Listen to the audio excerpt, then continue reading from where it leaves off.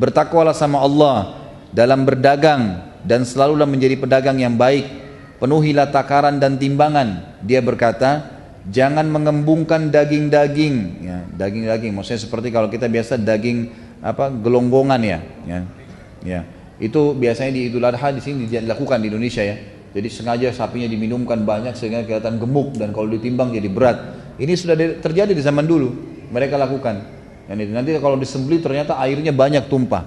Ali radhiyallahu anhu sudah mengingatkan setiap hari. Ali di zaman khilafahnya keluar di pasar tanpa ada pendamping, membawa tongkatnya sambil mengingatkan orang, mengatakan hati-hatilah, jujurlah, amanahlah, terus begitu. Dan jangan sama sekali mengembungkan daging ya, hewan yang masih hidup. Suatu hari juga Ali pernah keluar dengan 2 helai kain. Dia menggunakan salah satunya sebagai sarung sedangkan yang lainnya sebagai baju. Dia menjulurkan salah satu kain tersebut dan mengangkat sisi yang lainnya. Lalu dia berkata, aku memakai 2 kain ini karena keduanya lebih menjauhkanku dari kesombongan, lebih baik untukku dalam sholatku dan merupakan sunnah bagi orang mukmin. Artinya beliau tidak mengkhususkan pakaian kerajaan. Umar bin Abdul Aziz yang terkenal seorang khalifah yang masyhur di Umayyah berkata, orang yang paling zuhud terhadap dunia adalah Ali bin Abi Thalib radhiyallahu anhu. Dan banyak sekali pendapat-pendapat ulama berhubungan dengan masalah ini. Kita masuk dalam itu kezuhudan, kita masuk ke masalah keadilan beliau radhiyallahu anhu. Ali bin Abi Thalib sangat adil di dalam kepemimpinannya. Di antara yang disebutkan keadilannya, Ali bin Abi Thalib berkata di atas mimbar di hari Jumat, wahai para pemimpin, sesungguhnya rakyat kalian mempunyai hak-hak, mendapatkan hukum dengan adil dan mendapatkan pembagian yang sama rata. Tidak ada kebaikan yang paling Allah cintai melebihi kepemimpinan seorang pemimpin yang adil. Lalu kemudian beliau praktekin. Turun dari mimbar, lalu beliau yang paling pertama datang ke Baitul Mal. Setiap ada masuk pendapatan dibagi kepada orang. Setiap kali ditemukan ada orang yang butuh bantuan di pasar, beliau membantunya.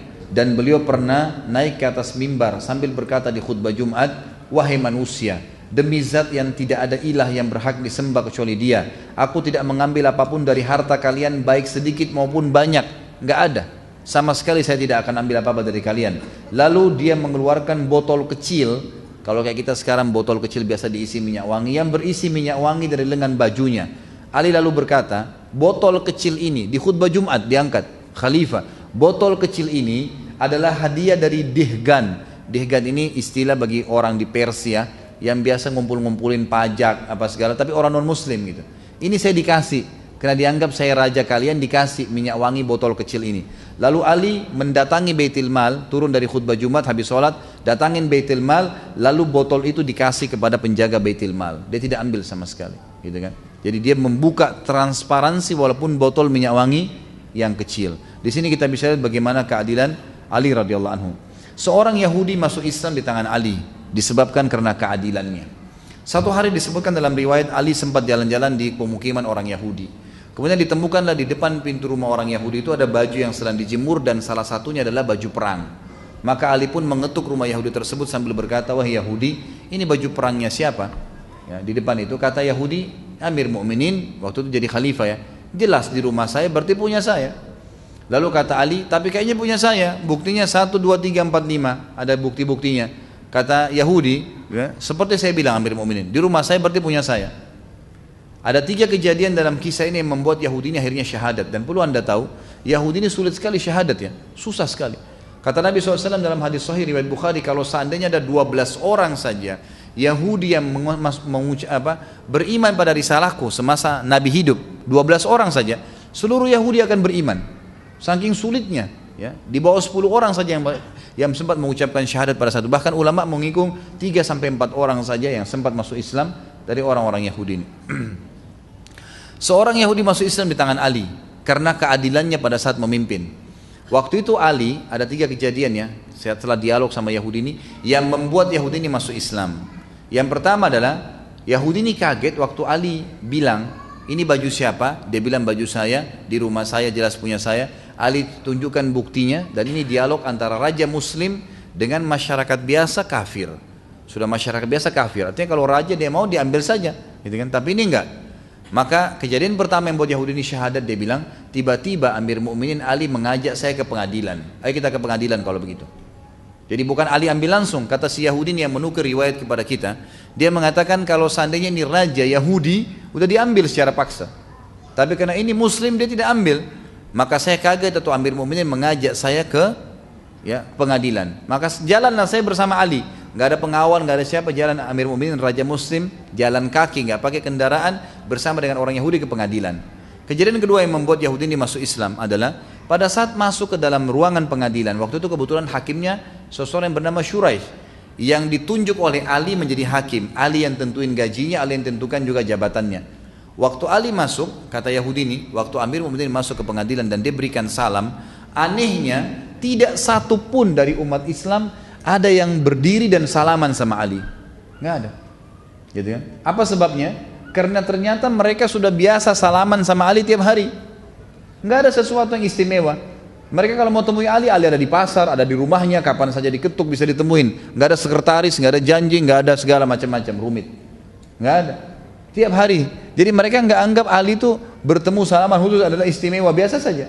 Maka pada saat Ali radhiyallahu anhu salam, waktu salam pada saat itu, maka semuanya jawab, tapi kata Yahudi ini tidak ada satupun yang berdiri salaman sama Amir Mukminin. Dan yang luar biasa, Shuraih si hakim sempat bilang, silakan wahai Amir Mukminin, silakan apa? Antri. Di pengadilan ini lagi banyak orang dihakimin, silakan antri. Kata Yahudi ini, Amir Mukminin pun pergi ke belakang saf, pengadilan dan tunggu antri. Nggak marah, nggak tersinggung, nggak apa-apa. Biasa saja kayak tidak ada apa-apa. Ini kejadian kedua yang membuat dia kagum. Pertama diajak ke pengadilan, kedua kejadian yang terjadi pada saat awal masuk di pengadilan. Dan yang ketiga dia bilang, ini sebab dia masuk Islam, waktu tiba giliran kami, kata Yahudi ini, Hakim Shuraih tiba-tiba berkata, ada apa Amir Mukminin? Kata Ali, saya tadi pagi jalan di pemukiman orang Yahudi, lalu saya temukan ada baju perang, ini yang dipegang sama dia. Setahu saya ini baju saya, buktinya 1, 2, 3, 4, 5. Kata si Hakim, wah Yahudi apa pendapatmu? Kata Yahudi, saya sudah jawab di rumah saya kepada Amir Mukminin. Ini di rumah saya, jelas punya saya berarti. Kata hakimnya, dan ini perhatikan ya, dialog ini antara Ali raja dan hakim pegawainya yang ditunjuk. Tapi kemuliaan Islam tidak melihat jabatan itu. Kata Shuraih, dia bilang kepada Ali rajanya, wahai Amir Mukminin, Anda punya saksi enggak? Ada saksi enggak? Kata Ali, yang tahu baju ini cuma Fatimah, Hasan dan Husain, tidak ada yang lain. Cuma 3 orang. Kata Shuraih, ini dialog antara pegawai sama atasannya nih. Apa yang kata si Shuraih? Anda tahu wahai Amir Mukminin, dalam Islam anak nggak boleh jadi saksi buat orang tua. Orang tua nggak boleh saksi buat anak, nggak bisa. Berarti Hasan dan Husain sudah batal, tinggal Fatimah. Dan Anda tahu dalam Islam saksi harus 2 orang laki-laki yang terpercaya. Kalau 1 laki-laki nggak ada, diganti dengan berapa perempuan? 2 perempuan 1 laki-laki. Berarti butuh 4 perempuan. Anda punya 1 orang. Fatimah. Ada 3 orang lagi nggak? Kata Ali nggak ada. Cuma itu saja. Kata Yahudi ini tiba-tiba saya kaget. Ini yang membuat dia masuk Islam yang ketiga, kejadian ketiga. Dia bilang tiba-tiba Hakim Shuraih menghadap ke arah kami dan mengambil keputusan berkata dengan tegas, wahai Amir Mukminin, kalau begitu saya putuskan baju perang ini punyanya Yahudi. Dan yang luar biasanya, kata Ali, baiklah. Shuraih tutup dengan kafaratul majlis, turun dari mejanya, salaman sama Ali, baru salaman sekarang, keluar sama-sama dari pengadilan kayak tidak ada apa-apa. Yahudi ini menghadap ke sana, dia bingung kejadian ini. Dia bilang, sebentar Amir Mukminin, sebentar wahai hakim. Apakah pengadilan sudah selesai? Ali yang jawab, sudah wahai Yahudi. Walaupun saya yakin itu baju perang saya. Tapi nggak ada saksi. Agama saya mengajarkan seperti itu. Lalu Shuraih juga bilang, sudah seperti saya putuskan. Sudah selesai. Yahudi nggak percaya. Dia bilang lagi, apakah baju perang ini jadi milik saya sekarang? Kata Ali, iya. Kata Shuraih, iya. Apa kata Yahudi? Demi Allah wahai Amir Mukminin, ini baju perang Anda yang 2 hari lalu saya curi. Gitu kan? Lalu dia syahadat, asyhadu an la ilaha illallah wa anna Muhammad Rasulullah. Dia syahadat gara-gara perilakunya Ali dan keadilannya. Dan ini salah satu riwayat yang sangat menarik diangkat pada saat Ali radhiyallahu anhu menjadi khalifah. Dan ini luar biasa, gitu kan? Ini luar biasa. Kemudian tentu masih ada yang lain, seperti yang saya katakan beliau jalan di pasar dan segalanya. Disebutkan bahwasanya Ali radhiyallahu anhu dalam riwayat ini dinukil oleh Abu Nuaim dalam Al-Hilyah dan Ibnu Abi Syaibah dalam Musannafnya dengan sanad yang sahih. Ali bin Alqam dari ayahnya dia berkata, aku melihat Ali menjual sebilah pedang di pasar di zaman khilafah ya. Beliau bawa pedangnya, beliau jual di pasar. Khalifah jual pedang di pasar. Dia berkata, siapa yang mau membeli pedang ini dari aku? Demi zat yang menumbuhkan biji-bijian, aku sering menggunakan untuk membela wajah Nabi SAW. Ini pedang yang aku pakai membela Nabi SAW. Seandainya aku mempunyai uang seharga sehelai kain sarung, niscaya aku tidak menjualnya. Aku tidak menjualnya. Artinya beliau betul-betul memang hidup seperti masyarakat biasa.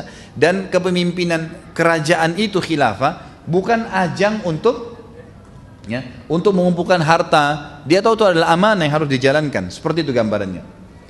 Ali juga adalah orang yang memang sangat hakim, sangat bijaksana dalam keadilan ini Dan itu diakui oleh banyak sahabat. Di antaranya Umar bin Khattab berkata, yang paling mahir dalam menerapkan hukum di antara kami adalah Ali. Ini Umar bin Khattab menyampaikan masalah itu. Bahkan Ibnu Mas'ud mengatakan, kami membicarakan bahwa orang-orang Madinah yang paling ahli di bidang peradilan adalah Ali bin Abi Thalib. Ini semua pengakuan para sahabat ridwanullah alaihim. Dan Ali pernah berkata, Rasulullah SAW mengutusku ke negeri Yaman, dan aku berkata, aku adalah orang yang paling muda ya Rasulullah, bagaimana aku bisa mendakwahi mereka? Lalu Nabi SAW mengatakan kepada beliau, Inna Allah sayahdi qalbak wa yuthabbitu lisanak, fa idha jalasa baina yadayka al-khasmani fala taqdiyani hatta tasma'a min al-akhar kama sami'ta min al-awwal, fa innahu ahra an yatabayyana laka al-qadha. Kata Nabi SAW, sesungguhnya Allah akan membimbing hatimu dan meneguhkan lisanmu, karena aku yang telah mengutusmu. Jika ada dua orang yang berselisih datang di hadapanmu, maka jangan engkau menetapkan sebelum engkau mendengarkan ucapan orang kedua seperti engkau mendengar ucapan orang yang pertama, karena itu akan lebih memantapkan putusanmu. Sama dengan hadis Nabi SAW yang lain juga, kalau datang kepadamu dua orang yang sedang ribut, maka jangan kau dengar, jangan kau putuskan kepada orang yang sedang datang walaupun matanya satu sudah rusak, gitu kan? Sampai engkau melihat lawannya, rivalnya. Karena bisa saja rivalnya matanya dua-duanya rusak, gitu kan? Maka disuruh mengadukan seperti itu. Umar juga radhiyallahu anhu berkata dari Abu Sa'id al-Khudri, beliau berkata atau beliau pernah bertanya kepada Ali tentang sesuatu, lalu Ali menjawab, maka Umar berkata, aku berlindung kepada Allah dari kehidupan di tengah suatu kaum yang tidak ada Abu Hasan di antara mereka. Maksudnya Ali radhiyallahu anhu. Dan banyak sekali riwayat-riwayat yang menyebutkan hal-hal yang seperti ini, yang menyebutkan tentang masalah bagaimana keadilan beliau. Kemudian kedermawan, beliau sangat dermawan dan murah hati radhiyallahu anhu.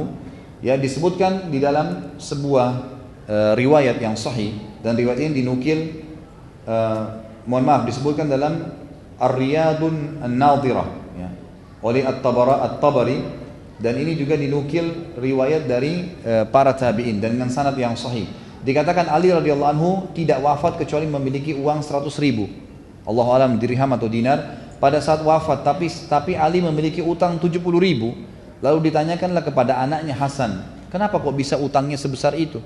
Harta sudah ada, tapi kenapa kok bisa waktu beliau meninggal kenapa kok bisa utangnya lebih mendekati hampir seluruh harta? Kata dinukil bahwasanya Ali radhiyallahu anhu semasa hidup sering kedatangan ipar-iparnya, kenalan-kenalannya, dan juga kerabat-kerabatnya. Maka beliau tidak pernah membiarkan mereka pergi kecuali sudah diberikan sesuatu. Artinya diberikan harta kepada mereka. Kemudian juga disebutkan Ali radhiyallahu anhu pernah keluar satu waktu, kemudian menuju ke rumahnya satu waktu, lalu Fatimah berkata, wahai Ali, kami tidak punya makanan lagi, kecuali uang 3 dirham ini. Maka diberikanlah uang tersebut kepada Ali. Ali pun menuju ke pasar ingin membeli makanan. Di tengah pasar dia bertemu dengan satu orang fakir miskin yang berkata setelah salam, wahai ayahnya Hasan, saya sudah 3 hari nggak makan dengan anak istri saya. Bisakah engkau membantuku? Ali waktu itu pegang uang cuma 3 dirham, tidak ada lagi yang lain. Maka dengan keyakinan kepada Allah dia mengatakan, tidak mungkin saya membantu orang susah ini kemudian Allah membuat saya dan keluarga saya mati kelaparan, karena saya belum makan hari ini saja sementara orang ini sudah 3 hari nggak makan. Maka dia pun dengan keyakinan memberikan semua 3 dirham itu. Setelah itu dia pulang ke rumahnya, kata Fatimah, mana makanannya? Kata Ali, tadi ada orang begini ceritanya, maka saya berikan. Fatimah pun menangis mengatakan, lalu kita makan apa? Kata Ali, jangan kau khawatir ya Fatimah, Allah tidak akan membiarkan kita mati kelaparan karena membantu orang. Saya akan ke rumah ayahmu Rasulullah SAW, mungkin beliau punya makanan. Maka keluarlah Ali radhiyallahu anhu menuju ke rumah Nabi SAW, dan ini saksi bahasan kita. Pada saat itu bertemulah Ali dengan seorang Ansar yang membawa unta betina merah, dengan tangannya. Setelah memberikan salam kepada Ali, kemudian ngobrol-ngobrol, lalu dia berkata, wahai ayahnya Hasan, saya punya unta yang bagus, apa anda ingin beli? Waktu itu kebetulan unta yang seperti ini harganya di pasar standar cepat laku 40 dirham. Kata Ali, baiklah, tapi saya nggak ada duit. Kata orang itu, Anda boleh bayar kapan saja. Lalu kata Ali, berapa engkau mau jual? Dia bilang, saya jual 20 dirham. Udah bayarnya kapan saja ada uang, kemudian setengah harga pasar gitu kan. Lalu Ali pun mengambil. Baru saja jalan berapa langkah ingin ke rumah Nabi SAW, ada orang Ansar yang kedua datang, yang kenal orang Ansar pertama, lalu berkata kepada Ali setelah salam, wahai ayahnya Hasan, saya lihat kamu punya unta yang bagus, apa kau mau jual? Kata Ali, iya. Lalu orang itu berkata, berapa? Kata Ali, 40 dirham, harga standar pasar. Orang itu nggak nawar, nggak apa, langsung dikasih di tangannya. Kemudian Ali sempat mengejar pemilik unta yang pertama, dikasih 20 dirham uang untanya, lalu 20 dirham dibawa pulang ke rumahnya. Jadi di sini kita lihat bagaimana Ali radhiyallahu anhu sangat dermawan, ya, sangat dermawan yang luar biasa. Kemudian Ali radhiyallahu anhu juga disebutkan di sini, ya, memiliki kata-kata emas yang sering dijadikan sebagai rujukan, dan ini cukup banyak disebutkan, tapi saya akan sebutkan mungkin beberapanya ya. Di antaranya adalah beliau berkata dan diajikan rujukan oleh para sahabat, oleh para tabi'in, an-nasu thalatha, fa'alimun rabbani wa muta'alimun ala sabilin najah wa hamajun ri'a'u atba'u kulla na'iq yamiluna ma'a kulli rihin. Lali diselimut itu. Tapi di sini penulis mengatakan bahwasanya ini kedudukan Ali radhiyallahu anhu di mata Nabi sallallahu alaihi wasallam, atau kelebihan Ali karena Ali ya berkorban untuk Nabi sallallahu alaihi wasallam. Kemudian kata para ulama, Ali karena berkorban di tempat tidur Nabi SAW, maka Nabi pun menghormati Ali dengan menikahkannya bersama Fatimah. Dan Fatimah radhiyallahu anha adalah, kita tahu, Al-Batul, yang sangat terkenal, punya julukan Al-Batul, adalah orang yang sangat dicintai oleh Nabi SAW. Sampai Nabi SAW bersabda, Fatimah bid'atun minni faman abghadaha abghadani. Fatimah bagian dariku, siapa yang membuatnya marah maka dia telah membuatku marah. Banyak orang-orang Syiah salah faham nih, dia kira ahli sunnah benci Fatimah radhiyallahu anha. Pemahaman lagi yang salah. Nah, dasarnya memang dari Abdullah bin Sabah nih, Yahudi mau ngacoin nih. Nggak ada ceritanya orang Islam ahli sunnah benci Ali, benci Fatimah radhiyallahu anhum ajma'in, gitu kan? Tidak ada, semua kita menghormatinya. Bahkan kita menganggap bagian dari Nabi sallallahu alaihi wasallam. Kita mengakui Hasan dan Husain adalah dua anak mudanya ahli surga sebagaimana Nabi sallallahu alaihi wasallam sebutkan. Lalu Nabi SAW mengikram atau menghormati Ali dengan menikahkannya bersama Fatimah, dan ini sebuah karunia yang luar biasa untuk Ali.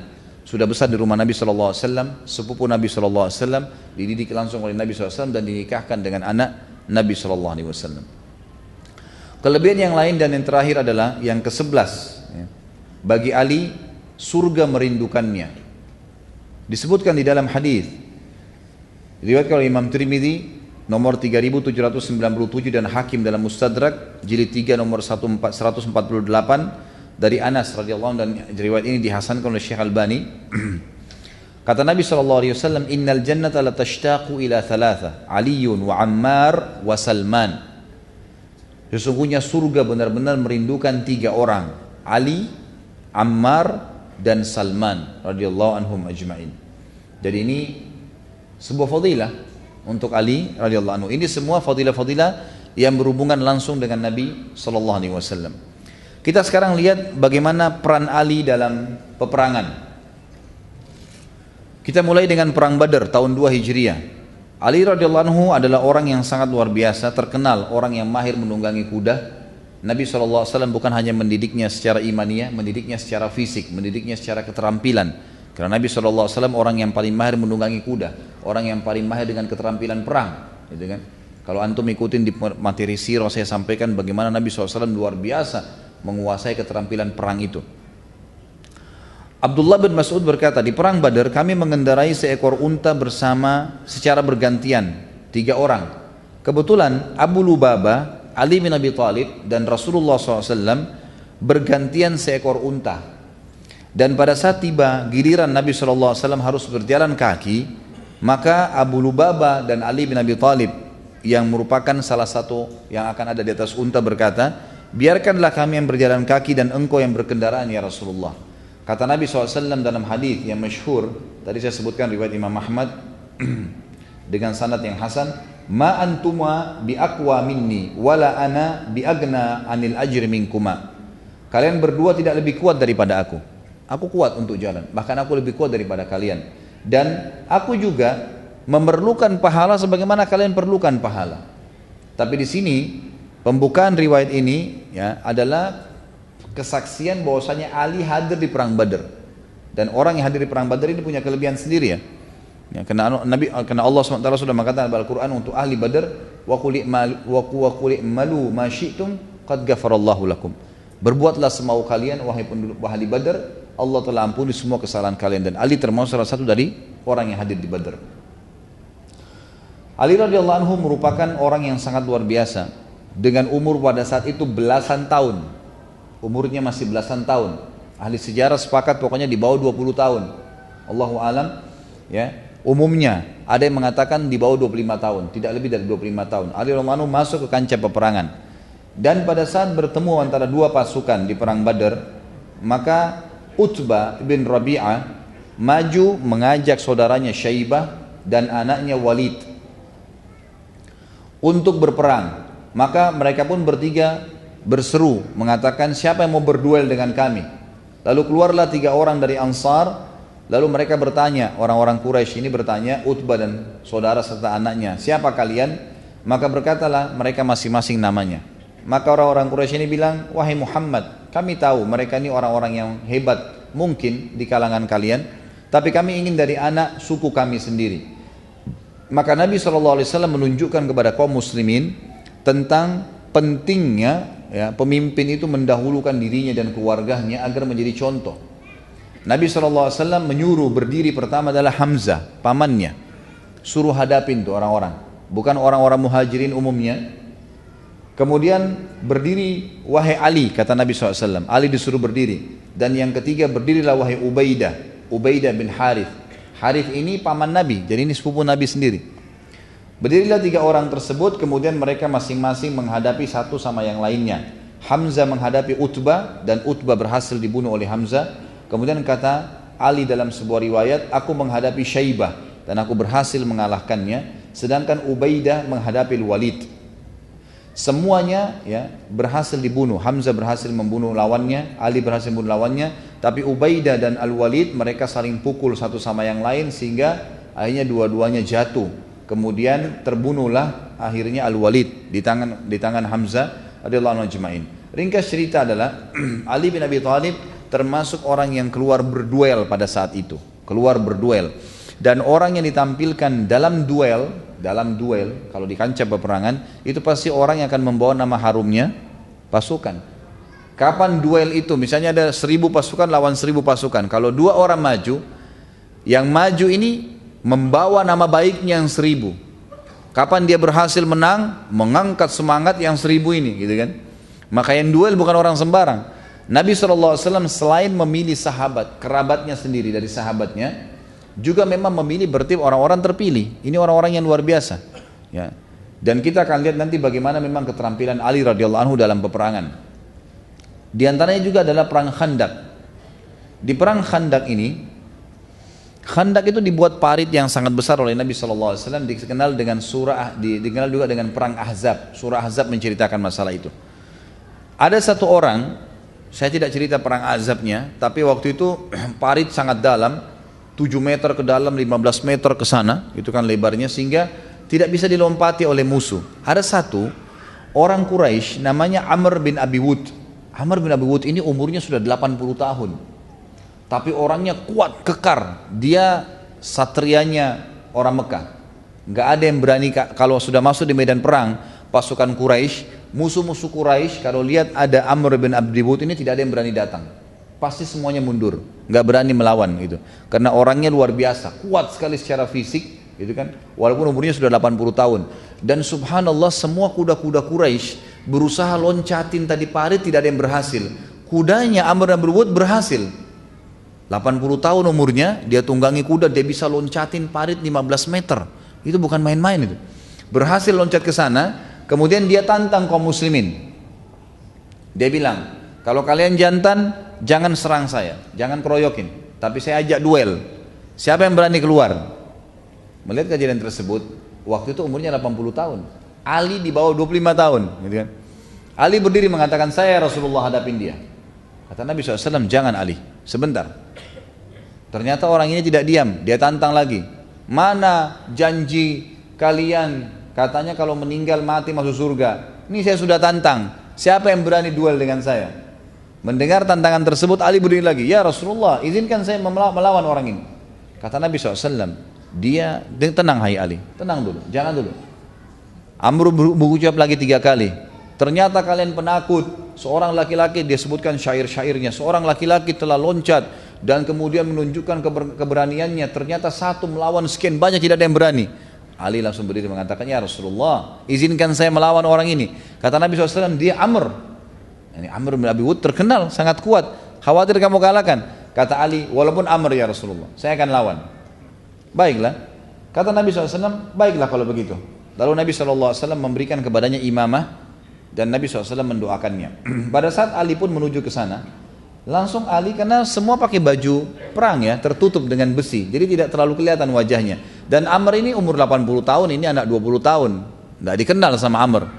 Kata Amr, siapa kamu? Hai ponakanku, dilihat masih muda. Langsung dia bilang, saya Ali. Kata dia, Ali bin Abdul Manaf. Jadi ada satu orang namanya Ali bin Abdul Manaf. Abdul Manaf ini kakek Nabi, artinya dia pikir orang tua juga. Kata Ali, bukan, Ali bin Abi Thalib. Abu Thalib saja dibandingkan dengan ini ya, masih lebih tua orang ini daripada Abu Thalib kalau Abu Thalibnya hidup.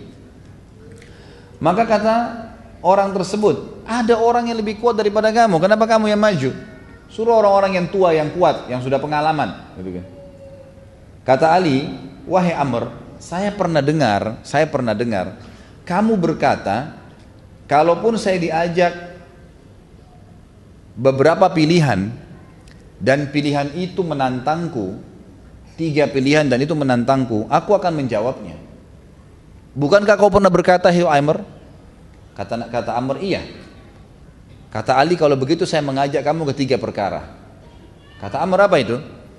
Kata dia, saya mengajak kamu bersyahadat, mengatakan la ilaha illallah wahdahu la syarikal, tidak ada Tuhan yang berhak disembah kecuali Allah, dan Muhammadur Rasulullah. Kata Amr, kalau itu saya tidak mau. Saya sudah jauh-jauh datang kancah peperangan untuk memerangi Muhammad justru karena saya tidak mau mengucapkan kalimat itu.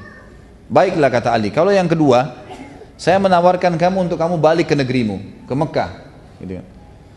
Jika Muhammad benar, kau tidak jadi perangin, dan memang dia benar, sebenarnya namamu sendiri baik, orang Quraisy, sama-sama.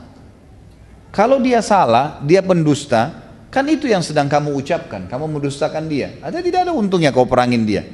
Kata Amr, ini juga tidak mungkin. Wanita-wanita Quraisy saja tidak ada yang ucapin, apalagi saya laki-laki. Kata Ali, kalau begitu saya tawarkan yang ketiga. Kata Amr, apa itu? Berduel, perang, kita berdua. Lalu Amr tertawa sambil berkata, penunggang kuda Quraisy yang tersohor dan sudah berpengalaman dengan umur lebih dari 80 tahun ya, ditantang oleh anak kecil yang baru lahir kemarin. Aku tidak pernah mengira bahwa seseorang dari bangsa Arab akan menakut-nakutiku dengan perkara yang ketiga ini. Lalu pada saat itu pun Amr berkata, pulanglah wahai keponakanku, jangan lawan saya gitu. Kata Ali, tapi saya tidak mau pulang dan saya akan membunuhmu. Mendengar kata-kata saya akan membunuhmu, maka dalam kisah ini atau riwayat ini disebutkan Amr pun turun dari kudanya kemudian menyerang Ali. Ali waktu itu lagi tidak naik kuda, gitu kan, berada di bawah. Maka Amr turun kemudian menyerang Ali dengan sekuat tenaganya. Ya, dari jarak jauh mengangkat pedangnya lalu menghantamkan ke atas kepala Ali.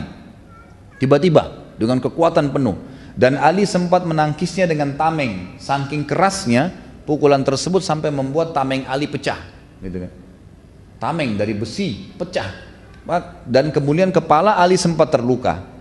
Tetapi Ali radhiyallahu anhu memang sudah dilatih oleh Nabi SAW dengan keterampilan perang yang luar biasa. Maka dia pun tidak menunggu kesempatan, tidak menyia-nyiakan kesempatan pada saat pedang si Amr ini masih melengket di perisainya dan melukai kepalanya. Dia pun segera menebas leher Amr dan akhirnya menumpahkan darah dan Amr rubuh jatuh pada saat itu. Pada saat Amr pun terbunuh, maka seluruh muslimin bertakbir.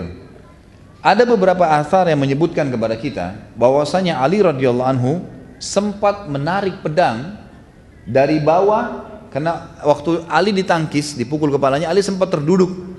Maka Ali pun menarik pedang dari bawah di depan dia, dari mohon maaf kemaluan si Amr sampai ditarik ke atas gitu. Sehingga terbelah gitu kan, tertarik sampai ke wajahnya. Ada riwayat lain juga menyebutkan, tapi riwayat yang diangkat di sini adalah dia menebas lehernya gitu kan. Pada saat itu riwayat yang lain adalah dia menghantamkan pedangnya di kepala Amr dan membalas ya, karena dipukul bagian kepala dia juga membalas kepalanya, dan saking kuatnya pukulan Ali sampai membuat pedang itu masuk ya dan membelah bagian kepala si Amr ini. Tapi yang kita ingin ambil pelajaran di sini adalah bagaimana keberanian Ali radhiyallahu anhu menghadapi seorang pejuang yang luar biasa, kesatria yang kuat, tidak sembarangan. Maka ini juga sebuah fadilah tersendiri, dan ini sebuah hal yang akhirnya membuat pasukan Quraisy tidak berani lagi untuk maju. Setelah keesokan atau ke malam harinya diantam oleh angin yang sangat besar yang menghancurkan pasukan mereka. Pada saat itu ada satu orang lagi yang sempat loncat bersama Amr dan berhasil juga, namanya Ikrimah bin Abi Jahal, sepupu Nabi SAW ya. Masih keluarga Nabi juga. Ikrimah anaknya Abu Jahal. Waktu melihat Amr yang kuat itu terbunuh, dia pun akhirnya lari dan tidak berani untuk berperang dengan kaum muslimin. Padahal waktu itu Ali sempat menunggu kalau Ikrimah mau berantem atau duel, maka dia pun akan menunggunya. Para ulama mengatakan kita bisa lihat bagaimana sebenarnya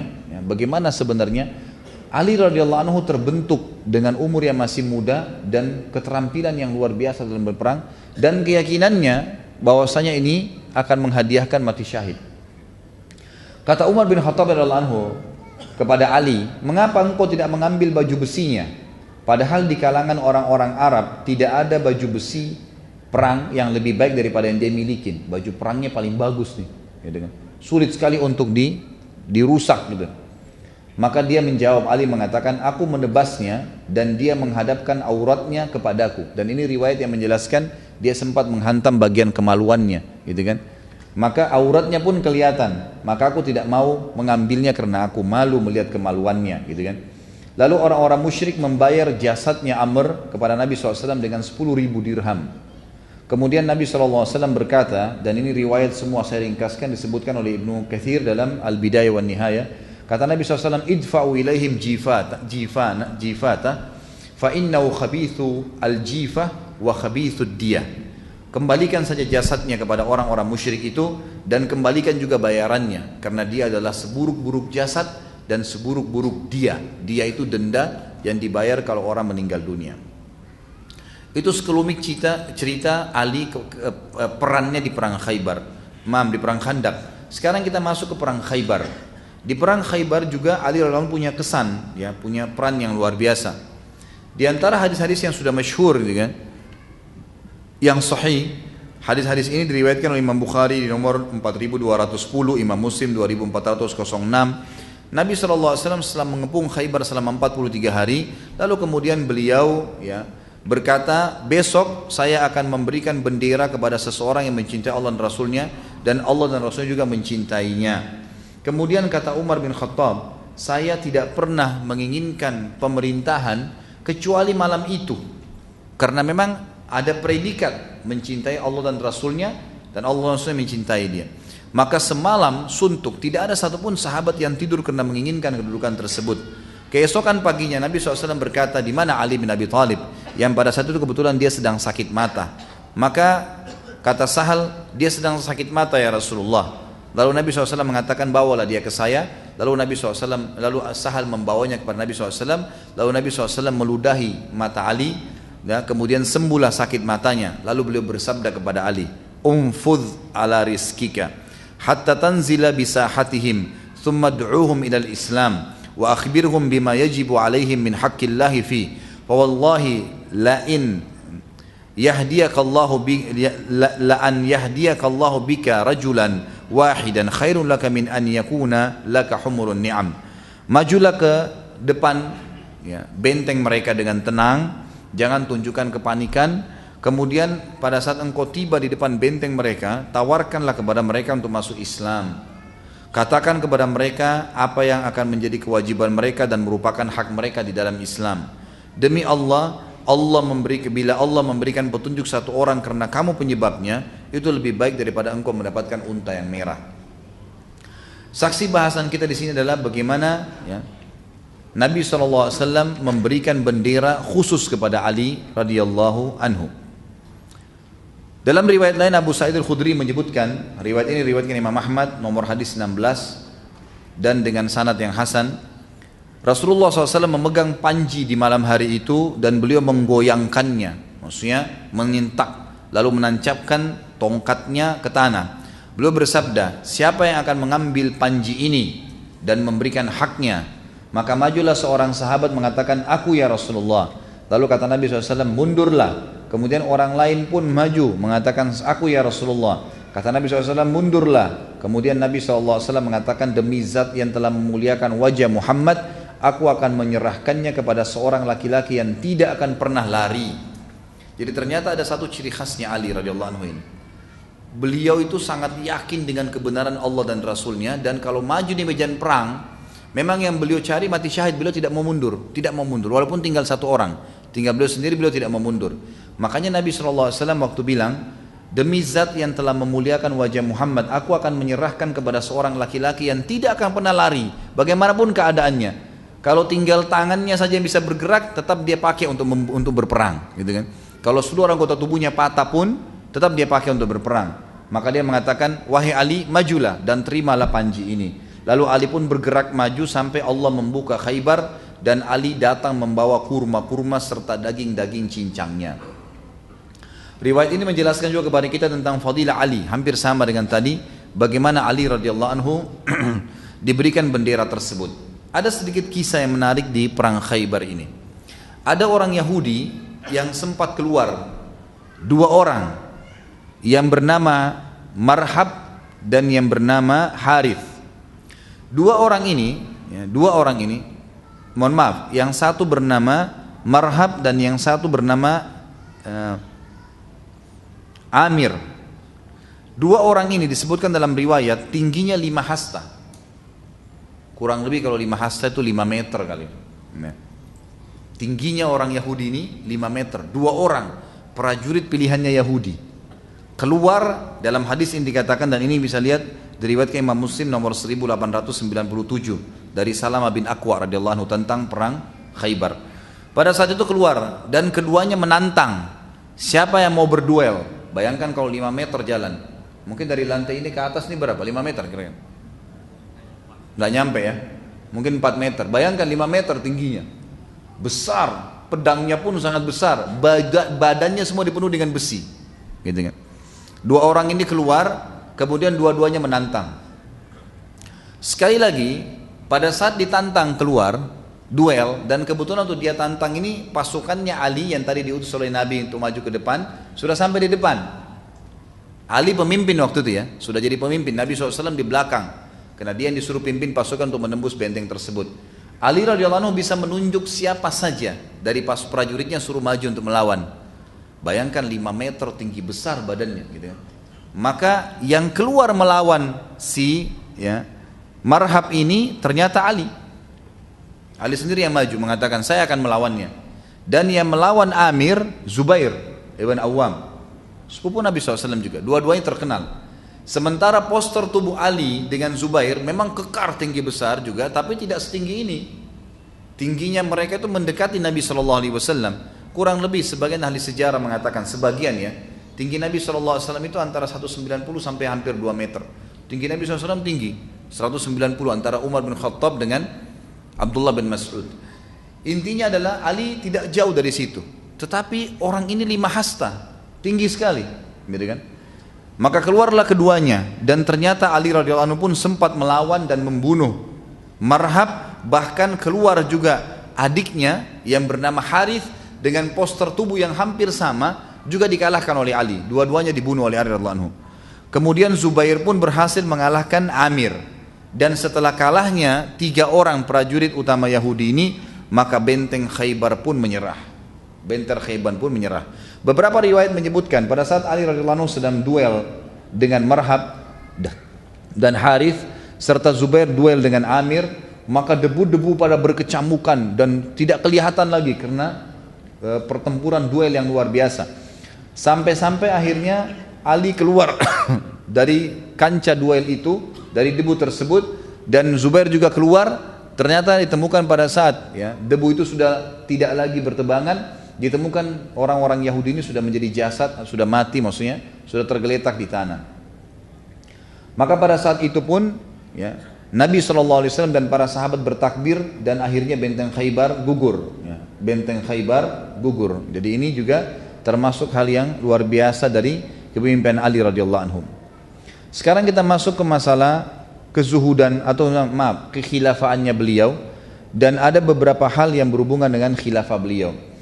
Pertama, pada saat Utsman bin Affan terbunuh radhiyallahu anhu, maka masyarakat Madinah memilih Ali, dan Ali pun sempat menolak. Ali nggak mau sebenarnya, tapi orang-orang Madinah mengatakan, serahkan tanganmu, kami membaiatmu, karena kalau tidak ada pemimpin maka kita akan susah. Serahkan tanganmu. Maka Ali pun akhirnya dibaiat. Ali pada saat dibaiat, beliau pun akhirnya mengirim surat ke seluruh penjuru wilayah Islam termasuk Syam dan Irak untuk membaiatnya. Tetapi Irak dipenuhi oleh penduduk yang merupakan pengikut Abdullah bin Sabah yang menjadi penyebab terbunuhnya Utsman bin Affan. Sementara negeri Syam ada Muawiyah, yang Muawiyah adalah sepupu Ali, sepupu Utsman, dan memang dia masih menuntut darahnya Utsman dulu baru membaiat, gitu kan. Ringkas cerita adalah awal fitnah yang terjadi di khilafahnya Ali pada saat sudah dibaiat adalah terjadinya perang unta, perang Jamal. Perang Jamal ini terjadi di tahun 36, hari-hari pertama, hari-hari pertama dibaiatnya Ali. Kisahnya adalah pada saat Utsman terbunuh, Aisyah radhiyallahu anha sedang berada di Mekah. Sedang umroh gitu. Lalu kemudian Zubair bin Awam, yang tadi juga kita sebutkan kisahnya di dalam Khaybar, yang melawan salah satu orang Yahudi tadi, Amir itu. Zubair dan Talha, dua sahabat yang masuk surga, dua-duanya membaiat Ali di Madinah. Kemudian dua-duanya keluar dari Mekah, dari Madinah menuju ke Mekah. Mau umrah juga, bertemulah dengan Aisyah radhiyallahu anha. Lalu kemudian mereka menceritakan tentang perkembangan kepada Aisyah, apa yang terjadi di Madinah pada saat itu. Maka mereka pun sepakat tiga-tiga untuk memilih membaiat Ali. Ini riwayat yang sahih. Sebutkan oleh Imam Bukhari, sebutkan Imam Muslim, sebutkan oleh para ahli-ahli sejarah kita semua termasuk Ibnu Hisham menyebutkan. Maka pada saat itu datang kepada Aisyah radhiyallahu anha surat-surat dari orang-orang Irak, dan orang-orang Irak yang menyurat ini adalah pengikutnya Abdullah bin Sabah. Mereka tahu kalau seandainya Ali berhasil dibaiat oleh seluruh muslimin, maka secara otomatis mereka akan terbongkar kedoknya dan akan dihukum, dikisos. Dalam Islam yang membunuh dipenggal, apalagi membunuh raja gitu kan. Maka pada saat itu tibalah kepada Aisyah radhiyallahu anha, dan mereka tahu berita ada Zubair dan juga Talha, semuanya sahabat yang mulia dijamin masuk surga. Maka tibalah surat tersebut mengatakan, datanglah ke Irak dan kami akan mendukung Anda untuk meminta kepada Ali darahnya Utsman. Padahal yang menyurat ini yang membunuh Utsman. Mereka bilang seperti itu. Keluarlah Aisyah radhiyallahu anha dengan Talha dan Zubair ke negeri Irak, ke kota Basra tepatnya. Tujuannya adalah untuk memenuhi panggilan tadi. Dan sempat dalam surat tersebut tertulis kalimat-kalimat yang mengatakan, kami penduduk Irak siap mendukung Anda, dan juga agar umat ini tidak pecah, maka harusnya cepat dibantu, ditolong. Seperti itulah bahasanya. Padahal sebenarnya mereka sedang melakukan sebuah strategi fitnah. Di waktu yang bersamaan, pengikut-pengikut Abdullah bin Sabah ini menulis surat juga kepada Ali ke Madinah, bahwasanya wahai Ali, keluarlah ke Irak karena Aisyah, Talha dan Zubair telah membentuk pasukan di Irak. Zaman dulu nggak ada media, nggak bisa, orang jaraknya jauh. Yang bisa dilakukan adalah berjaga-jaga. Maka Ali pun menyiapkan pasukan berjaga-jaga, sementara Aisyah, Talha sama Zubair tidak ngerti apa-apa sama sekali. Datang ke sana, ternyata orang-orang Irak ini di sana sudah mereka buat gemuruh sekian berita bahwasanya Aisyah ini Ummul Mukminin akan diserang oleh Ali. Mereka memang tadinya tidak suka sama Ali, gitu kan. Pengikut Abdullah bin Sabah yang membentuk pemahaman Syiah ini, yang banyak orang bilang mendukung Ali, mereka dalam sejarah terbukti tidak suka sama Ali. Mereka benci sama Ali karena mereka membunuh Utsman, mereka takut dihukum, dikisos gitu. Ternyata di Irak mereka sudah buat berita agar orang-orang awam yang tidak sepaham dengan mereka mau membela, mau membentuk pasukan. Mereka bilang Aisyah Ummul Mukminin sedang datang, gitu kan, ke sini, dan sama Talha sama Zubair, dan mereka akan diserang oleh Ali. Kira-kira apa yang terjadi? Orang-orang Irak yang memang tidak paham apa-apa, tidak ada hubungannya sama pengikut Abdullah bin Sabah ini, ikut-ikutan siapin pasukan nih, karena niatnya mau membela siapa? Aisyah, gitu kan. Disiapkanlah seekor unta, makanya dikenal dengan Ma'rakatul Jamal, peperangan Jamal, karena memang Aisyah di atas unta. Waktu tiba Aisyah radhiyallahu anha, Talha dan Zubair di Irak, tiba-tiba melihat sudah ada pasukan ramai. Ada apa nih? Oh, Ali mau nyerang dari Madinah. Aisyah sama Talha sama Zubair ini bingung. Ada apa kok Ali mau nyerang? Apa sebabnya? Apa kesalahan kalian? Ya mau menyerang kalian, wahai Aisyah, Talha, Zubair, karena kalian dianggap tidak mau membaiat. Kata Aisyah sama Talha dan Zubair, siapa yang bilang tidak mau dibaiat? Jelas-jelas saya mau dibaiat. Kami membaiat Ali kok. Pokoknya ringkasnya berjaga-jaga. Aisyah dinaikkan ke unta tersebut, Talha dan Zubair juga diberdirikan di atas kuda. Baiklah, kita tidak buat apa-apa kok, tidak nyerang Madinah, tunggu di sini gitu. Sebelum itu ada sebuah wilayah namanya Hauhab. Hauhab ini sebuah wilayah antara Mekah ke Irak. Ya. Pernah Nabi SAW bersabda dalam hadis sahih kepada istri-istri yang lagi duduk, kata Nabi SAW, nanti akan ada seseorang di antara kalian yang akan masuk ke wilayah Hauhab ini, dan dia akan dikerumuni oleh anjing yang bergonggong di kiri kanannya. Maka itu adalah fitnah buat dia, fitnah buat dia. Aisyah radhiyallahu waktu sempat istirahat di wilayah Hauhab ini, sempat malam hari di sekitar kemahnya dikerumuni oleh anjing yang menggonggong. Kata Aisyah radhiyallahu ini wilayah apa? Kata mereka Hauhab. Kalau begitu saya yang telah masuk sabda Nabi SAW, saya ingin balik ke Madinah. Kata Talha sama Zubair, Anda kan tidak mau buat apa-apa, kita bukan mau berperang, ini bukan fitnah, malah kita mau redam fitnah. Terus saja mereka berdua meredamkan Aisyah sampai akhirnya Aisyah pergi ke sana. Ringkas cerita, naiklah ke atas unta.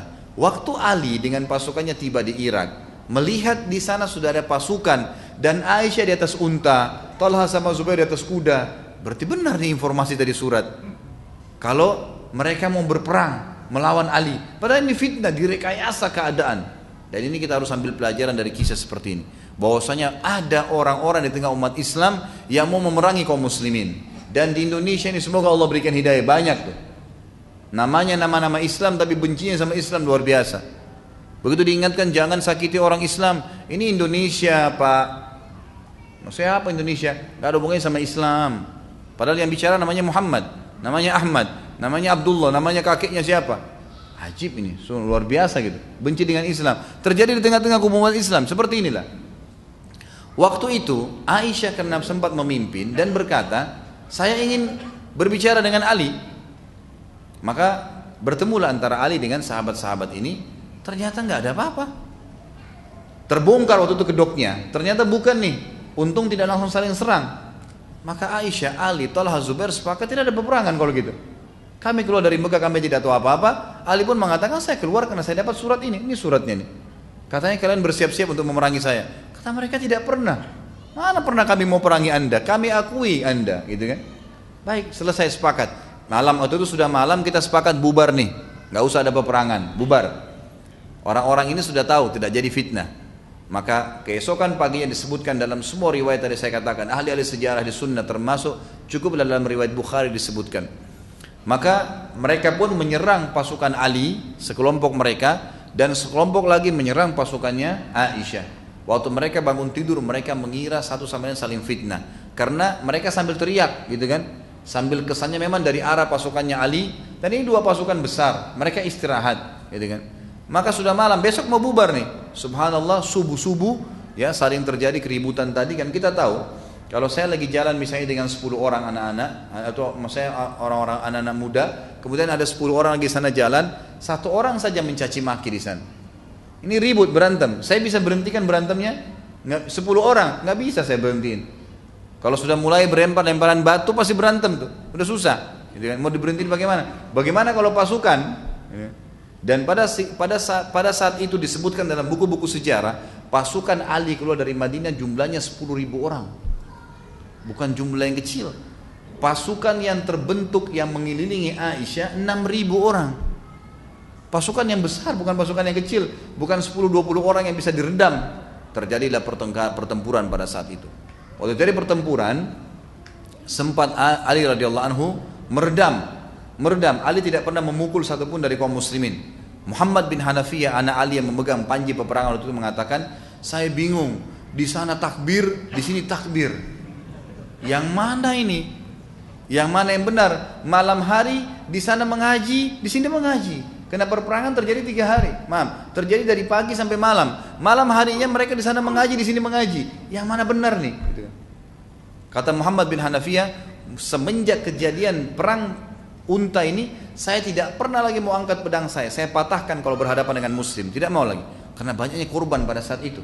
Dan subhanallah, pasukan-pasukan pengikut Abdullah bin Sabah ini, mereka memang kan yang memang mengatur peperangan itu. Jadi di kancah peperangan itu mereka bermain. Jadi mereka sudah atur. Nanti ada yang lempar, sengaja lihat kalau ada misalnya ada sahabat seperti nanti terbunuhnya Zubair, ya. Talha ini terbunuh karena kasus dibunuh oleh mereka. Mereka lihat ternyata di kancah peperangan Talha sama Zubair nggak mau memukul pasukannya Ali. Nggak satu pun, karena ini orang Madinah, mereka kenal. Mereka pun orang Madinah, nggak ada yang berani mukul Talha sama Zubair. Maka Talha sama Zubair dibunuh oleh mereka, gitu kan? Kemudian mereka berusaha juga menyerang Ali. Tujuannya mau membunuh Ali. Perhatikan ya, yang mau membunuh Ali pengikutnya Abdullah bin Sabah, pendiri Syiah nih. Itu mau membunuh Ali. Jadi kalau sekarang mereka mengatakan mereka bela Ali, ini bentrok sekali dengan sejarah, nggak ketemu, gitu kan? Seperti itu gambarannya. Sampai akhirnya korban sudah banyak, Talha dan Zubair pun terbunuh radhiyallahu anhum ajmain. Maka Ali pun mengambil keputusan dengan suara yang keras, keputusan mutlak, tidak ada penyerangan lagi, berhenti semua. Waktu berhenti peperangan tersebut, maka Ali radhiyallahu anhu sempat mendatangi jenazahnya Talha dan berkata, coba seandainya saya sudah meninggal dari 20 tahun lalu wahai Talha. Ini sesuatu kejadian yang luar biasa gitu kan. Tetapi ulama mengatakan Talha ini mati karena anak panah yang dilempar oleh pengikut Abdullah bin Sabah ini. Jadi orang-orang yang membuat fitnah, maka dihitung dia mati syahid dan kena hadis Nabi SAW tadi yang sudah kita sebutkan waktu naik di gua Bukit Jabal Nur yang ada gua Hira yang sempat goncang dan ada Talha di situ. Zubair pun begitu. Dan Nabi SAW pernah bersabda kepada Ali, wahai Ali, nanti akan datang kejadian antara kau dengan Aisyah. Maka kata Ali radhiyallahu anhu dalam hadis sahih ini, ya Rasulullah, kalau begitu saya binasa. Ada apa saya ribut dengan istri anda gitu? Ada masalah apa? Kata Nabi SAW, intinya kalau terjadi, kata Nabi tidak jelaskan. Kalau terjadi, maka kembalikanlah dia ke rumahnya di Madinah. Itu saja sabda Nabi SAW. Nah waktu itu Ali mengetahui, lalu Ali radhiyallahu anhu membawa pulang Aisyah ke rumahnya. Dan semua ahli sunnah sepakat mengatakan semua sahabat mulai semenjak itu berhenti satu sama yang lain untuk saling mendengar berita dari selain mereka. Itu yang pertama. Jadi selain sahabat mereka tidak terima beritanya. Kemudian yang kedua, mereka juga ya saling menyesal kejadian yang terjadi tersebut dan menganggap ini fitnah yang terjadi di tengah-tengah kaum muslimin. Itu yang terjadi. Baik, itulah perang unta. Dan pada saat perang unta ini selesai, gitu kan, ternyata pengikut Abdullah bin Sabah tadi mereka keluar dari kancah peperangan dan mereka membuat fitnah yang sama yang tadi saya bilang di Siffin. Mereka nyurat lagi ke Muawiyah di Syam karena ada dua kubu kan, penduduk Madinah itu dukungannya Aisyah dari Talha dan Zubair yang dianggap bisa ditarik.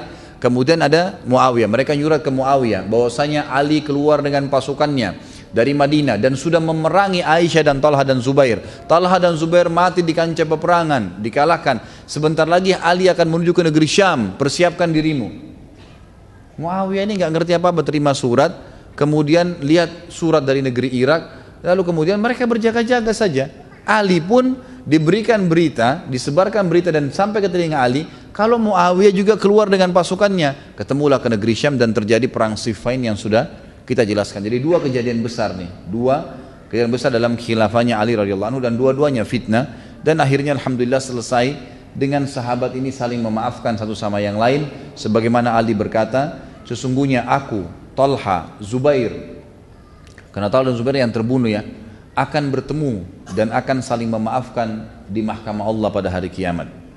Kita masuk sekarang ke masalah khilafah Rashidah, bagaimana Ali memimpin, ya. Terlepas daripada fitnah tadi, bagaimana beliau memimpin dengan luar biasa. Di antara hal yang mendasar yang harus difahamin adalah Ali ini orang yang sangat zuhud. Zuhud dalam arti kata dia mendahulukan akhirat dari dunia. Di antara riwayatnya adalah beliau selalu setiap malam sholat malam, tidak pernah ketinggalan tahajud. Pada saat orang sedang tidur, dia selalu berada di mihrabnya, dan dia sering kali meneteskan air mata yang tidak berhenti, dan sering kali keluar dari mulutnya kalimat yang didengar oleh orang-orang di sekitar rumahnya. Ya dunia, ilayya ta'arratti am ilayya tashawwaqti. Hayhata gurri gairi qad abantuki talaqtuki thalathan la raj'ata fiha. Fa'umruki qasir, aishuki hakir, wa khataruki kabir.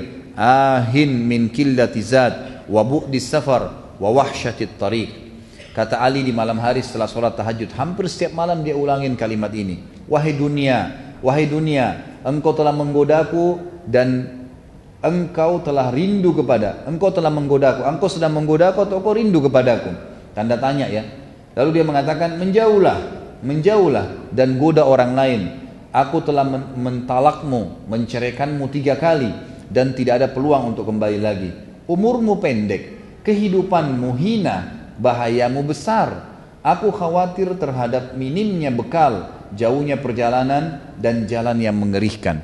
Ulama menukil ini tentang zuhudnya Ali radhiyallahu anhu. Artinya memang beliau setelah menjadi khalifah pun seluruh dunia dia milikin sebenarnya pada saat itu, tapi beliau tidak mau sama sekali dengan dunia ini. Disebutkan dalam riwayat lain, beliau pernah kedatangan seorang penjaga Baitul Mal di zaman khilafah beliau, kemudian memberitakan, wahai Amir Mukminin, Baitul Mal sudah penuh dengan harta, baik harta rampasan perang maupun harta pendapatan negara. Maka Ali pun berkata, topanglah saya. Ditopanglah Ali menuju ke Baitul Mal itu. Waktu melihat harta banyak sekali, kata Ali, segala puji bagi Allah yang telah memberikan rezeki untuk kaum muslimin. Lalu beliau mengatakan, iklankanlah, panggil seluruh umat Islam. Dipanggillah pada saat itu. Kemudian Ali membagi semuanya pada hari yang sama. Hari itu Baitul Mal masuk, hari itu dihabiskan semua dibagi. Lalu Ali pun menyuruh lantainya disiram dengan air, dibersihkan. Kemudian Ali pun sholat 2 rakaat di atas tempat tersebut. Dan Ali berkata, segala puji bagi Allah yang telah membuat amanah ini aku jalankan. Jadi ini termasuk masalah kezuhudan. Beliau tidak ambil sedikit pun dari harta itu. Disebutkan dalam riwayat yang lain, pada saat beliau memimpin, beliau sempat memindahkan kepemimpinan dari Madinah ke Kufah. Khilafahnya beliau di Kufah, di Irak. Dan di Kufah telah dibangun oleh masyarakat Kufah istana yang besar untuk beliau. Pada saat beliau melihat istana tersebut dengan singgasananya, Ali cuma disuruh masuk untuk jadi raja saja di situ, gitu kan. Maka Ali pun berkata pada saat itu, istana kesombongan, aku tidak akan pernah tinggal di tempat seperti ini. Lalu Ali lari seperti dikejar oleh hewan buas dari istana itu maksudnya. Jadi Ali nggak mau, dia tetap tinggal di rumahnya saja. Ali radhiyallahu anhu dikatakan juga bentuk kezuhudannya adalah beliau menggunakan jubah yang dibeli di pasar dengan harga 3 dirham. Dia mengendarai keledai dan dia berkata, biarkanlah aku menghinakan dunia ini dan jangan gantikan aku dengan yang lainnya. Imam Ahmad bin Hanbal berkata, khilafah tidak bisa berimbang dengan Ali. Sebaliknya, Ali juga tidak bisa berimbang dengan khilafah. Artinya Ali terlalu mulia untuk menjadi seorang khalifah. Kalau ada tingkatan di atas khalifah, maka tentu dia lebih pantas. Sufyanus Tsauri rahimahullah berkata, Ali tidak membangun sebuah bata, tidak pula kayu di atas sebuah bata, sekalipun biji-bijiannya didatangkan dari Madinah dalam sebuah kantong. Artinya Ali tidak pernah bangun rumah selain rumah yang dia miliki dari tanah liat, tidak pernah dari kayu ataupun dari batu, tidak pernah. Dan beliau tidak pernah minta pesan secara khusus, bolong datangkan dari Madinah biji-bijian ini, kurma ini, saya pengen makan, tidak pernah. Apa yang ada tuh dimakan sama dia. Juga disebutkan yang lain, Ali berkeliling di pasar-pasar sambil membawa tongkat, dan dia selalu berkata kepada orang-orang yang dilewatin, bertakwalah sama Allah dalam berdagang dan selalulah menjadi pedagang yang baik, penuhilah takaran dan timbangan. Dia berkata, jangan mengembungkan daging-daging, ya, daging-daging maksudnya seperti kalau kita biasa daging gelonggongan ya. Itu biasanya di Idul Adha di sini dilakukan di Indonesia ya. Jadi sengaja sapinya diminumkan banyak sehingga kelihatan gemuk dan kalau ditimbang jadi berat. Ini sudah terjadi di zaman dulu, mereka lakukan. Dan itu nanti kalau disembelih ternyata airnya banyak tumpah.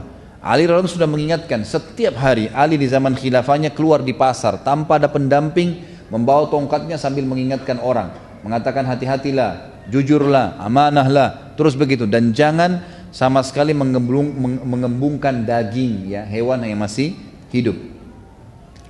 Suatu hari juga Ali pernah keluar dengan 2 helai kain. Dia menggunakan salah satunya sebagai sarung sedangkan yang lainnya sebagai baju. Dia menjulurkan salah satu kain tersebut dan mengangkat sisi yang lainnya. Lalu dia berkata, aku memakai 2 kain ini karena keduanya lebih menjauhkanku dari kesombongan, lebih baik untukku dalam sholatku dan merupakan sunnah bagi orang mukmin. Artinya beliau tidak mengkhususkan pakaian kerajaan. Umar bin Abdul Aziz yang terkenal seorang khalifah yang masyhur di Umayyah berkata, orang yang paling zuhud terhadap dunia adalah Ali bin Abi Thalib radhiyallahu anhu. Dan banyak sekali pendapat-pendapat ulama berhubungan dengan masalah ini.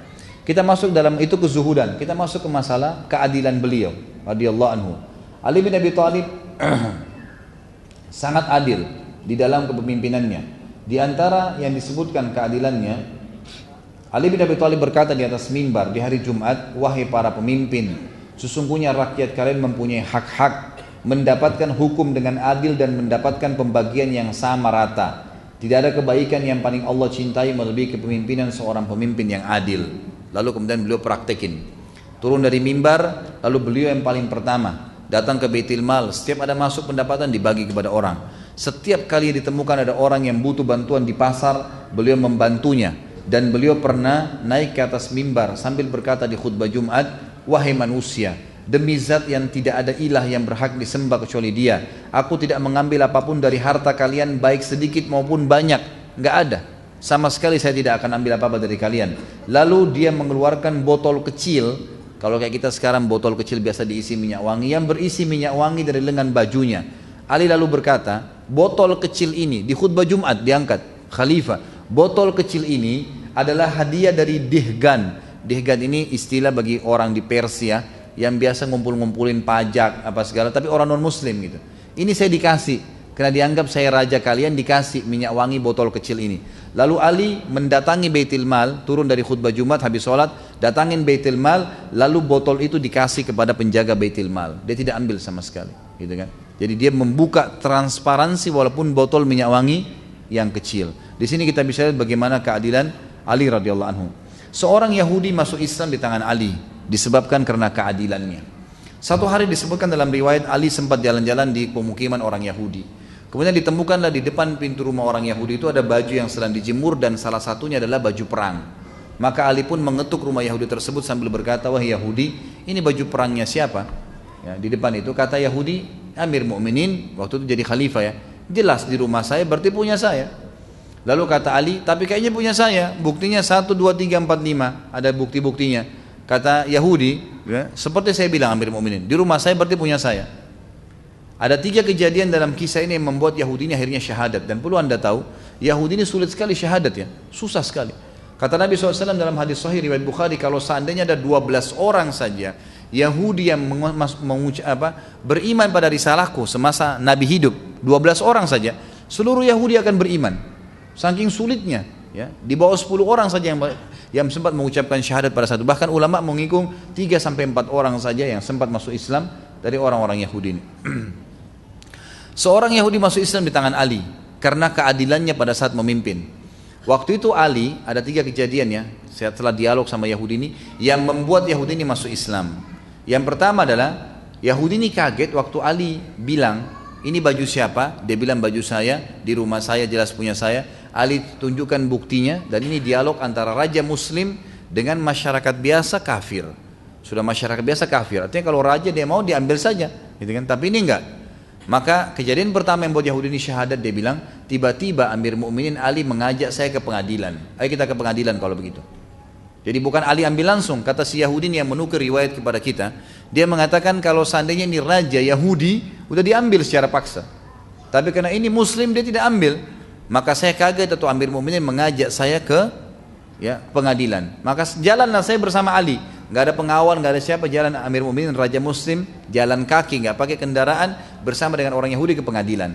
Kejadian kedua yang membuat Yahudi ini masuk Islam adalah pada saat masuk ke dalam ruangan pengadilan. Waktu itu kebetulan hakimnya seseorang yang bernama Shuraih, yang ditunjuk oleh Ali menjadi hakim. Ali yang tentuin gajinya, Ali yang tentukan juga jabatannya. Waktu Ali masuk, kata Yahudi ini, waktu Amir Mu'minin masuk ke pengadilan dan dia berikan salam, anehnya tidak satu pun dari umat Islam ada yang berdiri dan salaman sama Ali. Nggak ada. Gitu kan? Apa sebabnya? Karena ternyata mereka sudah biasa salaman sama Ali tiap hari. Nggak ada sesuatu yang istimewa. Mereka kalau mau temui Ali ada di pasar, ada di rumahnya, kapan saja diketuk bisa ditemuin. Nggak ada sekretaris, nggak ada janji, nggak ada segala macam-macam rumit. Nggak ada. Tiap hari. Jadi mereka nggak anggap Ali itu bertemu salaman khusus adalah istimewa, biasa saja. Maka pada saat Ali radhiyallahu anhu salam, waktu salam pada saat itu, maka semuanya jawab, tapi kata Yahudi ini tidak ada satupun yang berdiri salaman sama Amir Mu'minin. Dan yang luar biasa, Shuraih si hakim sempat bilang, silakan wahai Amir Mu'minin, silakan apa? Antri. Di pengadilan ini lagi banyak orang dihakimin, silakan antri. Kata Yahudi ini, Amir Mu'minin pun pergi ke belakang saf ya pengadilan dan tunggu antri. Nggak marah, nggak tersinggung, nggak apa-apa. Biasa saya kayak tidak ada apa-apa. Ini kejadian kedua yang membuat dia kagum. Pertama diajak ke pengadilan, kedua kejadian yang terjadi pada saat awal masuk di pengadilan. Dan yang ketiga dia bilang, ini sebab dia masuk Islam.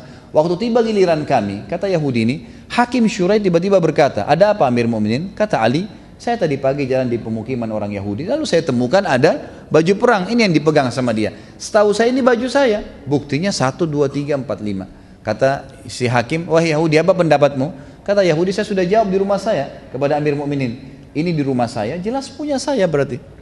Kata hakimnya, dan ini perhatikan ya, dialog ini antara Ali Raja dan hakim pegawainya yang ditunjuk. Tapi kemuliaan Islam tidak melihat jabatan itu. Kata Shuraih, ya, dia bilang kepada Ali Rajanya, wahai Amir Mu'minin, Anda punya saksi nggak? Ada saksi nggak? Kata Ali, yang tahu baju ini cuma Fatimah, Hasan dan Husain, tidak ada yang lain. Cuma 3 orang.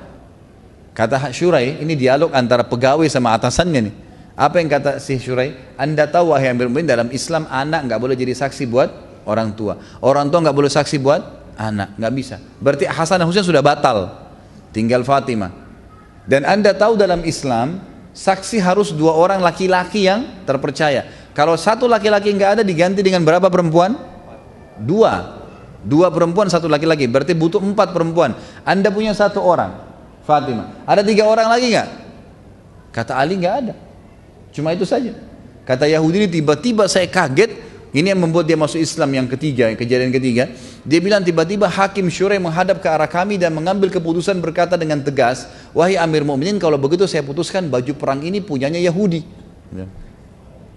Dan yang luar biasanya, kata Ali, baiklah. Shuraih tutup dengan kafaratul majlis, turun dari mejanya, salaman sama Ali, baru salaman sekarang, keluar sama-sama dari pengadilan kayak tidak ada apa-apa. Yahudi ini menghadap ke sana, dia bingung kejadian ini. Dia bilang, sebentar Amir Mu'minin, sebentar wahai hakim, apakah pengadilan sudah selesai? Ali yang jawab, sudah wahai Yahudi, walaupun saya yakin itu baju perang saya. Tapi nggak ada saksi. Agama saya mengajarkan seperti itu. Lalu Shuraih juga bilang, sudah seperti saya putuskan, sudah selesai. Yahudi nggak percaya. Dia bilang lagi, apakah baju perang ini jadi milik saya sekarang? Kata Ali, iya. Kata Shuraih, iya. Apa kata Yahudi? Demi Allah wahai Amir Mu'minin, ini baju perang Anda yang 2 hari lalu saya curi. Gitu kan? Lalu dia syahadat, asyhadu an la ilaha illallah wa anna Muhammad Rasulullah. Dia syahadat gara-gara perilakunya Ali dan keadilannya. Dan ini salah satu riwayat yang sangat menarik diangkat pada saat Ali radhiyallahu anhu menjadi khalifah. Dan ini luar biasa, gitu kan? Ini luar biasa. Kemudian tentu masih ada yang lain seperti yang saya katakan, beliau jalan di pasar dan segalanya. Disebutkan bahwasanya Ali radhiyallahu anhu dalam riwayat ini dinukil oleh Abu Nuaim dalam Al-Hilyah dan Ibnu Abi Syaibah dalam Musannafnya dengan sanad yang sahih. Ali bin Alqam dari ayahnya dia berkata, aku melihat Ali menjual sebilah pedang di pasar. Di zaman khilafah ya, beliau bawa pedangnya, beliau jual di pasar. Khalifah jual pedang di pasar. Dia berkata, siapa yang mau membeli pedang ini dari aku? Demi zat yang menumbuhkan biji-bijian, aku sering menggunakan untuk membela wajah Nabi SAW. Ini pedang yang aku pakai membela Nabi SAW. Seandainya aku mempunyai uang seharga sehelai kain sarung, niscaya aku tidak menjualnya. Aku tidak menjualnya. Artinya Beliau betul-betul memang hidup seperti masyarakat biasa. Dan kepemimpinan kerajaan itu khilafah bukan ajang untuk mengumpulkan harta. Dia tahu itu adalah amanah yang harus dijalankan. Seperti itu gambarannya. Ali juga adalah orang yang memang sangat hakim, sangat bijaksana dalam keadilan ini ya. Dan itu diakui oleh banyak sahabat. Di antaranya Umar bin Khattab berkata, yang paling mahir dalam menerapkan hukum di antara kami adalah Ali. Ini Umar bin Khattab menyampaikan masalah itu. Bahkan Ibnu Mas'ud mengatakan, kami membicarakan bahwa orang-orang Madinah yang paling ahli di bidang peradilan adalah Ali bin Abi Thalib. Ini semua pengakuan para sahabat ridwanullah alaihim. Dan Ali pernah berkata, Rasulullah SAW mengutusku ke negeri Yaman, dan aku berkata, aku adalah orang yang paling muda ya Rasulullah. Bagaimana aku bisa mendakwahi mereka? Lalu Nabi SAW mengatakan kepada beliau, Inna Allah sayahdi qalbak wa yuthabbitu lisanak, fa idza jalasa baina yadayka al-khasmani fala taqdiyani hatta tasma'a min al-akhar kama sami'ta min al-awwal, fa innahu ahra an yatabayyana laka al-qadha. Kata Nabi SAW, sesungguhnya Allah akan membimbing hatimu dan meneguhkan lisanmu, karena aku yang telah mengutusmu. Jika ada dua orang yang berselisih datang di hadapanmu, maka jangan engkau menetapkan sebelum engkau mendengarkan ucapan orang kedua seperti engkau mendengar ucapan orang yang pertama, karena itu akan lebih memantapkan putusanmu. Sama dengan hadis Nabi SAW yang lain juga, kalau datang kepadamu dua orang yang sedang ribut, maka jangan kau dengar, jangan kau putuskan kepada orang yang sedang datang walaupun matanya satu sudah rusak, gitu kan? Sampai engkau melihat lawannya, rivalnya. Karena bisa saja rivalnya matanya dua-duanya rusak, gitu kan? Maka disuruh mengadukan seperti itu. Umar juga radhiyallahu anhu berkata dari Abu Sa'id al-Khudri, beliau berkata, atau beliau pernah bertanya kepada Ali tentang sesuatu, lalu Ali menjawab, maka Umar berkata, aku berlindung kepada Allah dari kehidupan di tengah suatu kaum yang tidak ada Abu Hasan di antara mereka. Maksudnya Ali radhiyallahu anhu. Dan banyak sekali riwayat-riwayat yang menyebutkan hal-hal yang seperti ini, yang menyebutkan tentang masalah bagaimana keadilan beliau. Kemudian kedermawan, beliau sangat dermawan dan murah hati radhiyallahu anhu. Disebutkan di dalam sebuah riwayat yang sahih, dan riwayat ini dinukil disebutkan dalam Ar-Riyadun An-Nadhirah oleh At-Tabari, dan ini juga dinukil riwayat dari para tabi'in dan dengan sanad yang sahih.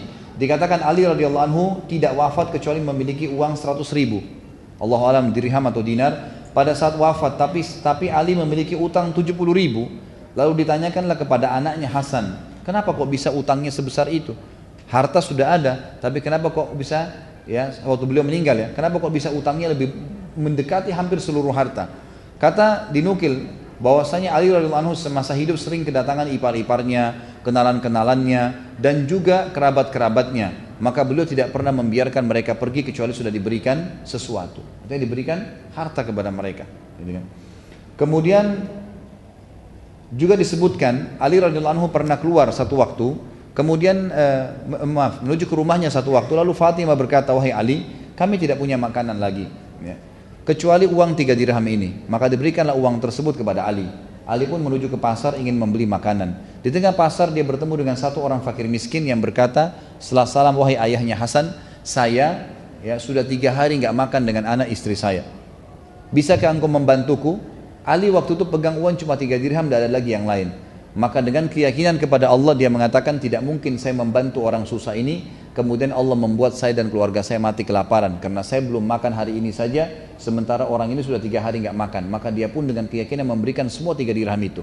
Setelah itu dia pulang ke rumahnya, kata Fatimah, mana makanannya? Kata Ali, tadi ada orang begini ceritanya, maka saya berikan. Fatimah pun menangis mengatakan, lalu kita makan apa? Kata Ali, jangan kau khawatir ya Fatimah, Allah tidak akan membiarkan kita mati kelaparan karena membantu orang. Saya akan ke rumah ayahmu Rasulullah SAW, mungkin beliau punya makanan. Maka keluarlah Ali radhiyallahu anhu menuju ke rumah Nabi SAW, dan ini saksi bahasan kita. Pada saat itu bertemulah Ali dengan seorang Ansar yang membawa unta betina merah dengan tangannya. Setelah memberikan salam kepada Ali, kemudian ngobrol-ngobrol, lalu dia berkata, wahai ayahnya Hasan, saya punya unta yang bagus, apa anda ingin beli? Waktu itu kebetulan unta yang seperti ini harganya di pasar standar cepat laku 40 dirham. Kata Ali, baiklah, tapi saya nggak ada duit. Kata orang itu, anda boleh bayar kapan saja. Lalu kata Ali, berapa engkau mau jual? Dia bilang, saya jual 20 dirham. Udah bayarnya kapan saja ada uang, kemudian setengah harga pasar, gitu kan. Lalu Ali pun mengambil. Baru saja jalan berapa langkah ingin ke rumah Nabi SAW, ada orang Ansar yang kedua datang, yang kenal orang Ansar pertama, lalu berkata kepada Ali setelah salam, wahai ayahnya Hasan, saya lihat kamu punya unta yang bagus, apa kau mau jual? Kata Ali, iya. Lalu orang itu berkata, berapa? Kata Ali, 40 dirham, harga standar pasar. Orang itu nggak nawar, nggak apa, langsung dikasih di tangannya. Kemudian Ali sempat mengejar pemilik unta yang pertama, dikasih 20 dirham uang untanya, lalu 20 dirham dibawa pulang ke rumahnya. Jadi di sini kita lihat bagaimana Ali radhiyallahu anhu sangat dermawan, ya, sangat dermawan yang luar biasa. Kemudian Ali radhiyallahu anhu juga disebutkan di sini, ya, memiliki kata-kata emas yang sering dijadikan sebagai rujukan, dan ini cukup banyak disebutkan, tapi saya akan sebutkan mungkin beberapanya, ya. Di antaranya adalah beliau berkata dan dijadikan rujukan oleh para sahabat, oleh para tabi'in, an-nasu thalatha, fa'alimun rabbani wa muta'alimun ala sabilin najah wa hamajun ri'a'u atba'u kulla na'iq yamiluna ma'a kulli rihin lam yastadhi'u binuril ilmi wa lam yalja'u ila ruknin wathiq. Manusia ada tiga macam. Seorang ulama rabbani, ulama yang memang tahu ilmu dan mengamalkan. Yang kedua muta'allim, pencari ilmu di atas jalan keselamatan, ini juga orang yang positif. Dan yang ketiga orang awam yang tidak berilmu, yang mengikuti setiap seruan, condong ke arah angin bertiup, tidak memiliki cahaya ilmu dan tidak berpegang kepada pilar yang kokoh. Maka janganlah kalian menjadi orang yang ketiga. Satu atau dua saja, orang alim yang mengajar atau orang yang menuntut ilmu sehingga bisa menyelamatkan dirinya dari hal-hal yang diancamkan oleh Allah. Beliau juga mengatakan al-ilmu khairun minal mal, al-ilmu yahrusuka wa anta tahrusu al-mal, al-ilmu yazku ala al-amali wal malu tanqusun nafaqah wa mahabbatul alimi dinun yudanu biha. Ilmu lebih baik daripada harta, nasihatnya beliau kepada kaum muslimin. Ilmu menjagamu sedangkan engkau menjaga harta. Ilmu bertambah dengan diamalkan sedangkan harta habis jika dibelanjakan. Cinta ulama adalah agama yang harus dijadikan sebagai pegangan hidup. Artinya sering hadir di majelis ilmu, mencintai mereka adalah sebuah hal yang positif, ya. Kemudian beliau mengatakan juga dalam riwayat yang lain, al-ilmu yuksabul alimu ta'a fi hayatihi wa jamilul ahdutha ba'da mauti wa dhi'atul mali tazulu bizawali. Ilmu mendatangkan ketaatan bagi ulama dalam hidupnya, menyebabkan kenangan baik ketika dia sudah meninggal. Kalau kita menjadi seorang alim nih, maka kalau kita hidup akan membuat orang menghormati kita. Kalau kita meninggal, maka akan mengharumkan nama. Sementara harta, manfaat harta akan hilang seiring dengan habisnya harta kalau tidak digunakan di jalan Allah Subhanahu wa taala. Tentu di sini cukup banyak yang disampaikan oleh beliau. Di antaranya hal yang menarik adalah mata khuzzanul amwali wa hum ahya wal ulama'u baquna ma baqiyal dahr a'yanuhum mafqudatun wa amsalun fil qulubi mawjudah. Para penjaga atau pencari harta telah mati sekalipun mereka hidup, ya. Jadi orang-orang yang cuma kejar harta, mereka seperti orang mati walaupun mereka hidup karena sibuk, bahkan kadang-kadang mempertaruhkan jiwanya. Sementara para ulama tetap hidup selama umur zaman masih ada. Jasad mereka tidak ada, namun kata-kata baik mereka tetap tertanam di dalam hati. Kemudian beliau mengatakan juga, inna akhwafu ma akhafu ittiba'ul hawa wa tulul amal. Sesungguhnya yang paling aku khawatirkan atas kalian adalah mengikuti hawa nafsu dan panjangnya angan-angan. Fa amma ittiba'ul hawa fayasuddu anil haq. Kalau mengikuti hawa nafsu pasti akan membawa kalian jauh dari kebenaran. Wa amma tulul amal fayunsil akhirah. Sementara angan-angan yang terlalu panjang membuat orang lupa dengan akhirat. Ala wa inna dunya kad irtahalat mudbirah. Sesungguhnya ketahuilah dunia itu pergi sambil berpaling, meninggalkan kalian sebenarnya. Untuk apa kalian kejar? Dunia pasti akan hancur. Ala wa innal akhirah kad istarhalat muqbilah. Dan ketahuilah bahwasanya akhirat sudah ada di hadapan matamu. Walikulli wahidatin minhuma banun. Dan setiap wilayah ini, dunia dan akhirat, punya keturunan. Fakunu min abna'il akhirah wala takunu min abna'id dunia. Oleh karena itu, karena dunia tetap akan meninggalkan kita atau kita akan meninggalkan dunia sementara akhirat akan kita datangin dan juga akan datang kepada kita, Maka dua-duanya punya keturunan, maka jadilah keturunan-keturunan akhirat dan jangan jadi keturunan dunia yang nanti akan kekal di sana dan dunia akan meninggalkan kalian. Fa innal yawma amal wala hisab wa gadan hisaba wala amal. Karena hari ini di dunia adalah orang berbuat tapi tidak ada hisab, namun di akhirat nanti akan ada hisab tanpa amal. Allahu alam, karena sudah masuk waktu kita tutup sampai sini dulu. Insyaallah kita akan lanjutkan sebentar lagi seperti biasa dengan beberapa poin yang tersisa, lalu kemudian kita buka pertanyaan. Subhanakallahumma bihamdika asyhadu an la ilaha illa anta astaghfiruka wa atubu ilaik. Wassalamualaikum warahmatullahi wabarakatuh. Assalamualaikum warahmatullahi wabarakatuh.